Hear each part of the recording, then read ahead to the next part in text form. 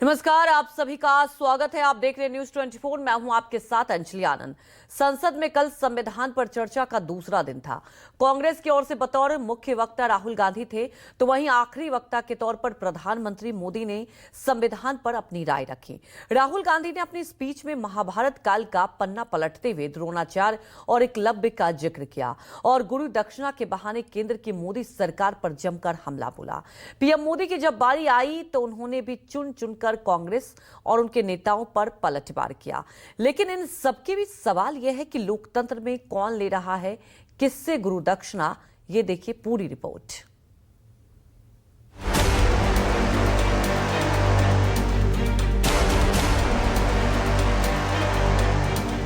जैसे द्रोणाचार्य जी ने एकलव्य का अंगूठा काटा, वैसे ही आप पूरे देश का अंगूठा काटने में लगे हुए हो।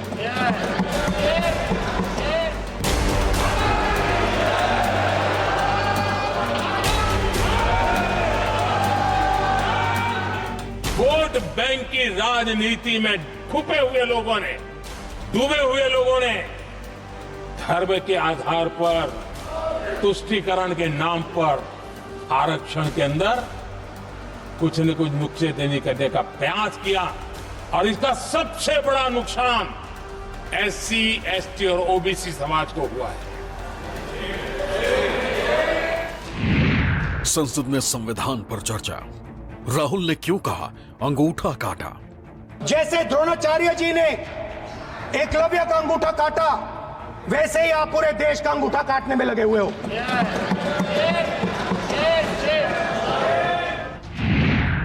महाभारत में एकलव्य का गुरु द्रोण है। लोकतंत्र में गुरु कौन?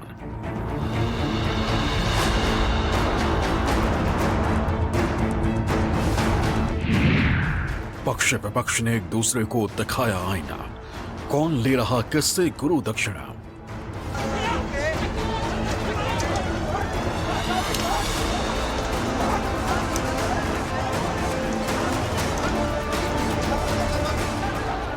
गुरु जिनसे कुछ सीखा जाता है।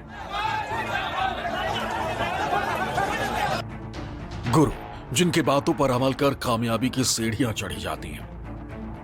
गुरु जिनकी मदद से असंभव से संभव काम को भी संभव किया जा सकता है और जरूरत पड़ने पर उनकी मदद की जाती है। आम जीवन में हर किसी का कोई न कोई एक गुरु जरूर होता है, जिनके बताए रास्ते पर चलकर एक बच्चा बड़ा बनकर अपने करियर में सर्वोच्च स्थान पाता है।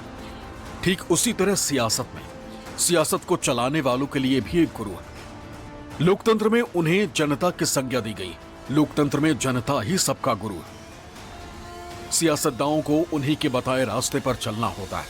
उनकी हर जरूरत को पूरा करने के लिए काम करना पड़ता है।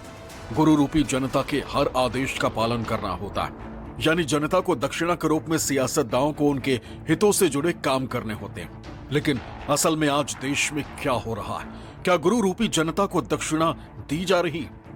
क्या आम जनता के लिए सरकारें काम कर रही हैं? लोकसभा में नेता प्रतिपक्ष और कांग्रेस नेता राहुल गांधी की माने तो इसका जवाब ना में मिलेगा। राहुल गांधी के मुताबिक मौजूदा केंद्र सरकार उल्टे जनता से ही गुरु दक्षिणा ले रही है। राहुल गांधी की माने तो केंद्र की मोदी सरकार देश का अंगूठा काट रही। दरअसल शनिवार को संसद में संविधान पर चर्चा का दूसरा दिन था। इस पर नेता प्रतिपक्ष राहुल गांधी ने भी अपने विचार रखे। राहुल गांधी के बाद प्रधानमंत्री मोदी भी संविधान पर बहस में शामिल हुए और उन्होंने इतिहास का एक एक पन्ना पलटकर संविधान के बहाने कांग्रेस और उनके नेताओं पर हमला बोला। आपको सबसे पहले राहुल गांधी की स्पीच से जुड़ी बातें बताते हैं। वैसे ही आप पूरे देश का अंगूठा काटने में लगे हुए हो। Show the constitution. संविधान पर चर्चा की शुरुआत सावरकर से करने के बाद राहुल गांधी का तीर कमान महाभारत काल में पहुंच गया। राहुल गांधी गुरु द्रोणाचार्य और एकलव्य की कहानी बयां करने लगे और फिर शुरू हुआ सरकार की कमियां गिनाने का सिलसिला। जैसे द्रोणाचार्य जी ने एकलव्य का अंगूठा काटा। राहुल ने गुरु द्रोण और एकलव्य का जिक्र कर सरकार पर गंभीर आरोप लगाते हुए कहा कि हजारों साल पहले जैसे द्रोणाचार्य ने एकलव्य का अंगूठा काटा, वैसे ही सरकार आज पूरे देश का अंगूठा काटने में लगी। द्रोणाचार्य जी ने उनसे कहा कि गुरु दक्षिणा के लिए मुझे तुम्हारा हुनर, तुम्हारा भविष्य, तुम्हारा अंगूठा चाहिए। और एकलव्य ने अंगूठा काट के द्रोणाचार्य को दे दिया। यह अभय मुद्रा है। इसमें कॉन्फिडेंस, स्ट्रेंथ, निडरता कहां से आती है? हुनर से आती है, इस अंगूठे से आती है। ये लोग इसके खिलाफ हैं। जैसे द्रोणाचार्य जी ने एकलव्य का अंगूठा काटा, वैसे ही आप पूरे देश का अंगूठा काटने में लगे हुए हो। बात यहीं तक नहीं रुकी। राहुल गांधी एक एक मुद्दे पर सरकार को घेरने लगे। रोजगार का इंतजार कर रहे युवा हो या कारोबारी, किसान हो या मजदूर, हर एक से जुड़े मुद्दे को राहुल गांधी ने अपनी स्पीच में शामिल किया और सरकार किस तरह उनका अंगूठा काट रही है उसका जिक्र किया। जैसे एकलव्य का अंगूठा काटा गया, वैसे ही आप हिंदुस्तान के युवाओं का, सबका अंगूठा काटते हो। कॉन्स्टिट्यूशन में लैटरल एंट्री कर आप हिंदुस्तान के युवाओं का, पिछड़ों का, गरीबों का अंगूठा काटते हो। स्पीकर सर, जैसे एकलव्य ने प्रैक्टिस की थी, वैसे ही हिंदुस्तान के युवा सुबह उठकर 4 बजे उठकर अलग अलग एग्जाम्स की तैयारी करते हैं। आपने देखा होगा, पहले हजारों युवा सुबह उठकर रनिंग करते थे, वेट ट्रेनिंग करते थे आर्मी में जाने के लिए। जब आपने अग्निवीर लागू किया तो आपने उन युवाओं की उंगली काटी। जब आप पेपर लीक कराते हो, 70 बार आपने पेपर लीक करवाया है, तब आप हिंदुस्तान के युवाओं का अंगूठा काटते हो। जब आप अदानी जी को धारावी देते हो, तो आप धारावी के जो एंटरप्रेन्योर्स हैं, जो स्मॉल एंड मीडियम बिजनेसेस हैं, उनका आप अंगूठा काटते हो। जब आप हिंदुस्तान के पोर्ट्स, एयरपोर्ट्स, डिफेंस इंडस्ट्री, ये सब जब आप अदानी को देते हो, हिंदुस्तान के सारे जो फेयर प्ले बिजनेसेस हैं, जो ईमानदारी से काम करते हैं, आप उन सब का अंगूठा काटते हो जब आप अदानी की मदद करते हो। आज दिल्ली के बाहर आपने किसानों पर टीयर गैस चलाया है, आपने किसानों पर लाठीचार्ज किया है। किसान आपसे एमएसपी मांगते हैं, सही दाम मांगते हैं, मगर आप अदानी को फायदा पहुंचाते हो, अंबानी को फायदा पहुंचाते हो और किसान का अंगूठा काटने का काम करते हो।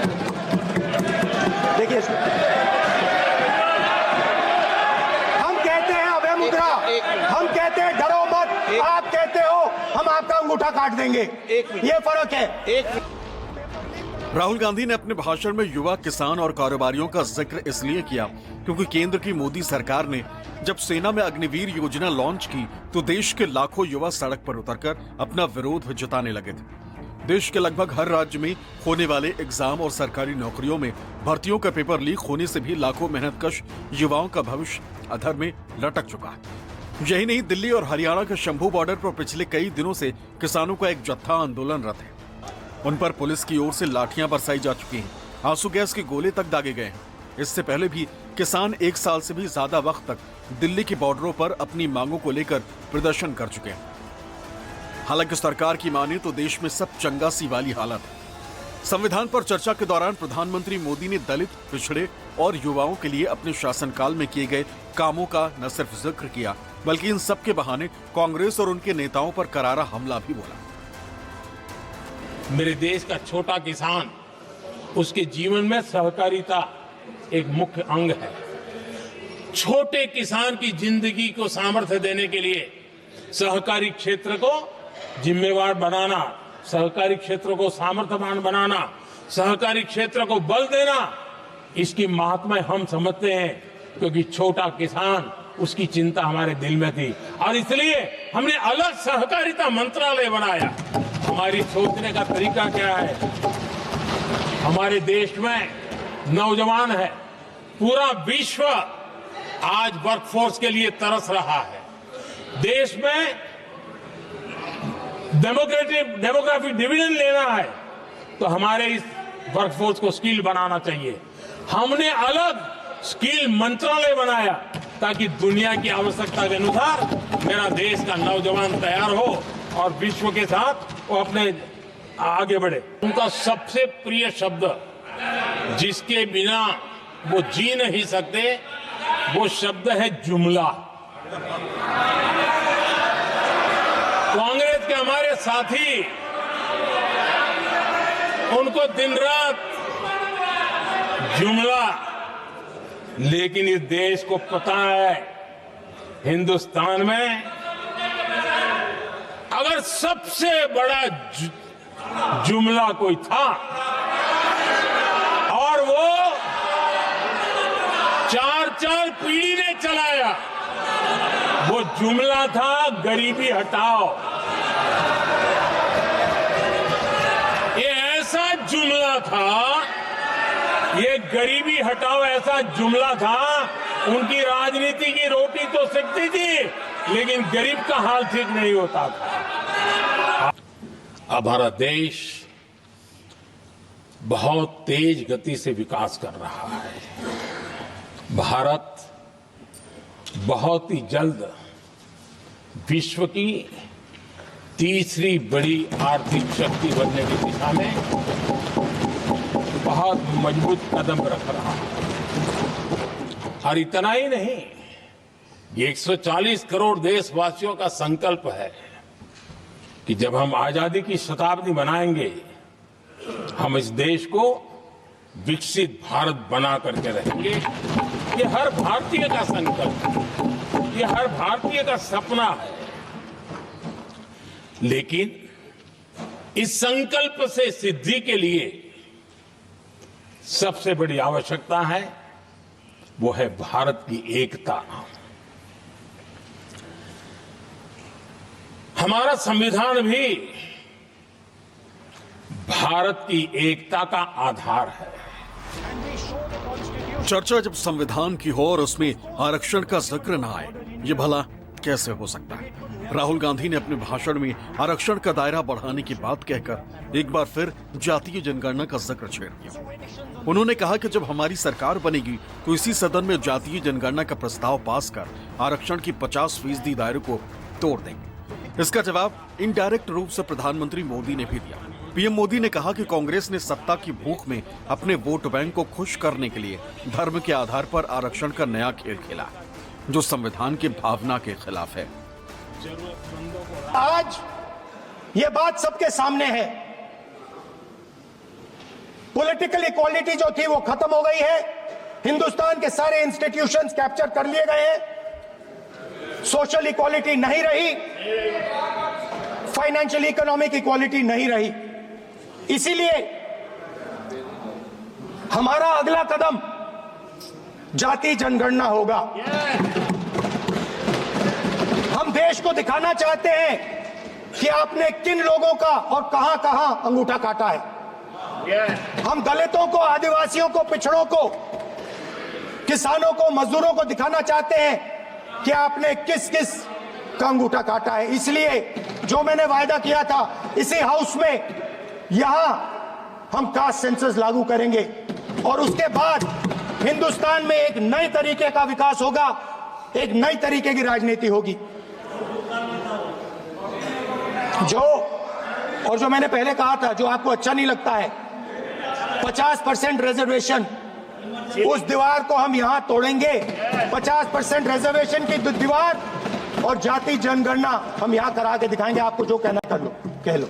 भारत जैसे देश की एकता और अखंडता के लिए धर्म के, संप्रदाय के आधार पर आरक्षण नहीं हो सकता है। सुविचारित मत था, ऐसा नहीं कि भूल गए थे, रह गया था। सोच विचार कर तय किया गया था कि भारत की एकता और अखंडता के लिए संप्रदाय और धर्म के आधार पर यह नहीं होगा। लेकिन कांग्रेस ने सत्ता सुख के लिए, सत्ता भूख के लिए अपनी वोट बैंक को खुश करने के लिए धर्म के आधार पर आरक्षण का नया खेल खेला है, जो संविधान की भावना के खिलाफ है। इतना ही नहीं, दे भी दिया कुछ जगह पे और सुप्रीम कोर्ट से झटके लग रहे हैं। और इसलिए अब दूसरे बहाने से बहाने बता रहे हैं, ये करेंगे वो करेंगे। मन में साफ है, धर्म के आधार पर आरक्षण देना चाहते हैं, इसलिए खेल खेले जा रहे हैं। संविधान निर्माताओं के भावनाओं पर गहरी चोट करने का यह निर्लज्ज प्रयास है। न सिर्फ शनिवार को बल्कि इससे पहले शुक्रवार को संविधान पर चर्चा के पहले दिन भी जातीय जनगणना का मुद्दा उठा था।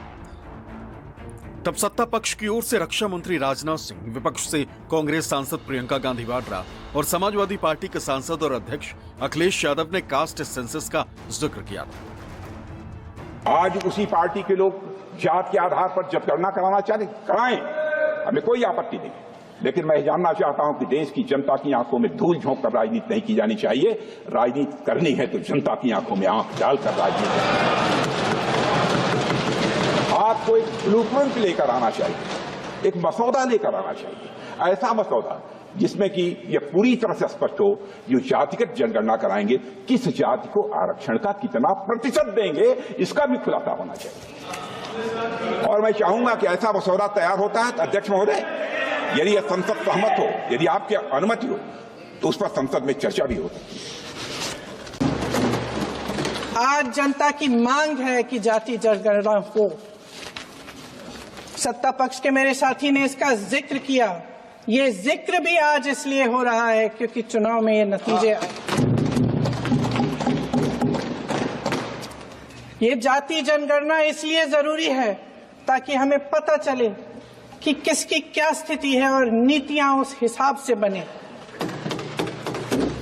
इनकी गंभीरता का प्रमाण ये है कि जब चुनाव में पूरे विपक्ष ने जोर से जोरदार आवाज उठाई कि ये जाति जनगणना होनी चाहिए, तो इनका जवाब देखिए। इनका जवाब भैंस भाग भैंस चुरा लेंगे, मंगलसूत्र चुरा लेंगे, इनका ये जवाब था। ये गंभीरता है इनकी जाति जनगणना पर। अध्यक्ष महोदय, सामाजिक, आर्थिक और राजनीतिक न्याय दिलाने की बात है। अध्यक्ष महोदय, मैं जब सरकार की तरफ से माननीय मंत्री जी को सुन रहा था, उन्होंने जाति जनगणना को लेकर के कहा कि जाति जनगणना कराना चाहे तो करा लें। हम लोग तो उस पक्ष के धर लोग हैं, अगर आप करा सकते हैं तो आप कराइए। नहीं अध्यक्ष महोदय, जब कभी भी हम लोगों को मौका मिलेगा तो जाति जनगणना कराने का काम हम लोग करेंगे। बहरहाल फिलहाल सब अभी चर्चा में है। संविधान चर्चा में है, जातीय जनगणना चर्चा में है और आरक्षण भी चर्चा में है। हकीकत में इन पर असल अमली जामा कब और कैसे पहनाया जाता है, ये आने वाला वक्त ही बताएगा। Bureau report, news 24।